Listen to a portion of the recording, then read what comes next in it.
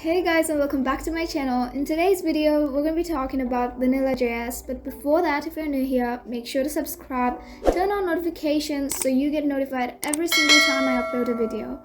Before discussing about Vanilla JS, let me take you through the tab JS, which is JavaScript.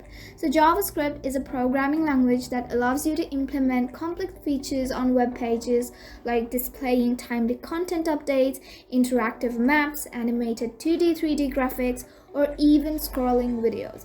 JavaScript is a third layer of the standard web technologies where the other two are HTML and CSS.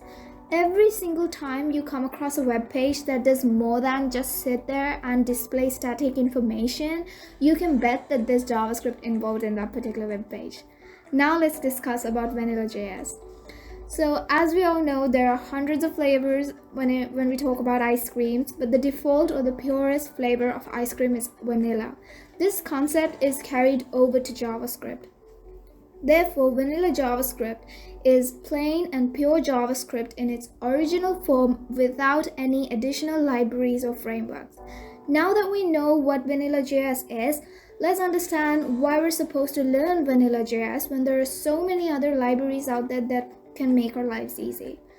Learning Vanilla JS means learning the fundamentals of JavaScript.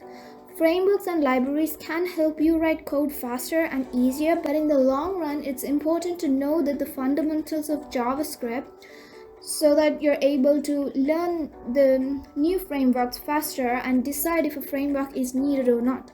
Next reason, learning Vanilla JS will make you a framework independent person.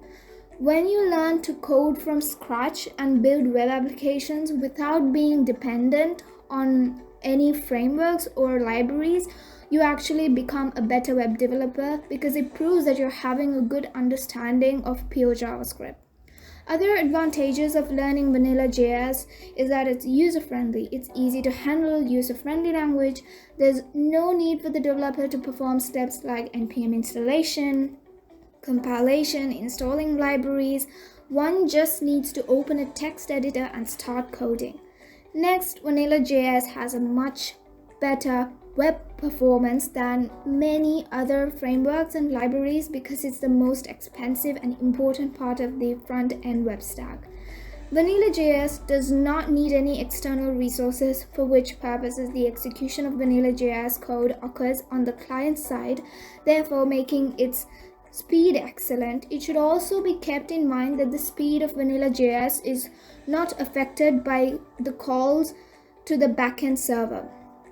And the other advantage is that it makes working with frameworks easier. Now let's talk about the disadvantages of Vanilla JS. One of the most significant disadvantages of Vanilla JS is the client-side security. Since we all know that the code of JavaScript is viewable at the client side, anyone can modify it and use it as a weapon or tool for malicious purposes. Another major disadvantage of JavaScript is that it lacks debugging facility.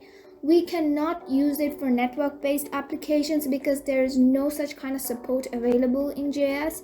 And finally, the Vanilla JS script also does not have some capabilities such as multiprocessors or multi-threading. Finally, let's discuss about the websites using Vanilla JS. This list includes Facebook, Google, YouTube, Amazon, Wikipedia, and many other websites that use Vanilla JS. And that brings us to the end of the video on Vanilla JS. If you enjoy watching the video and you were able to understand Vanilla JS, make sure to share it, subscribe to my channel, and hit that like button as well.